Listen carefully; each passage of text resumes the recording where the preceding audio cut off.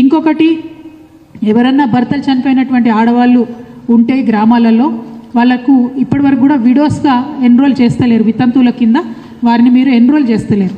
Already KCR గారు ఇచ్చేటటువంటి పెన్షన్లో పెద్ద ఆయన, ఇంటి పెద్ద ఆయన చనిపోతే మాత్రం ఇమీడియట్గా ఆ లేడీకి వచ్చేటట్టుగా అప్డేట్ చేస్తున్నారు. కానీ కొత్తగా వితంతువులైనటువంటి వారు ఎవ్వరు కూడా ఆడబిడ్డల పేర్లు ఒక్కటి కూడా ఇంతవరకు మీరు ఎక్కించలేదు.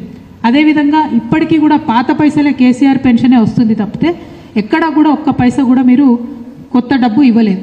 అంటే గ్రామాలలో ఒక్క ఆడబిడ్డ పేరు కూడా కొత్తగా పెన్షన్లోకి ఎక్కించలేదు.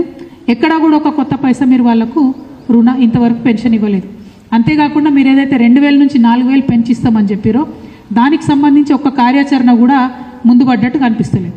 అట్లనే కొత్తగా వికలాంగులైనటువంటి ఆడబిడ్డలు ఉంటారు, వాళ్ళ పేరు కూడా ఇంతవరకు మీరు ఎక్కడ కూడా ఎక్కించలేదు. అదేవిధంగా కొత్తగా ఏజ్ దాటిపోయినటువంటి వాళ్ళు ఉంటారు, ఎవరైతే 57 ఏళ్ళు దాటిన వాళ్ళు, 60 ఏళ్ళు వచ్చిన వాళ్ళు ఉంటారో వాళ్ళ పేర్లు కూడా కొత్తగా మీరు ఎక్కడ ఎక్కిస్తలేరు.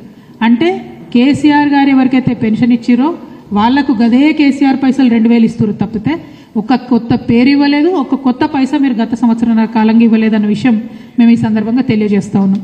అదేవిధంగా 18 ఏళ్ళు నిండినటువంటి ప్రతి ఒక్కరికి ఆడపిల్లలకు, చదువుకునే ఆడపిల్లలకు స్కూటీలు ఇస్తామని మీరు చెప్పారు.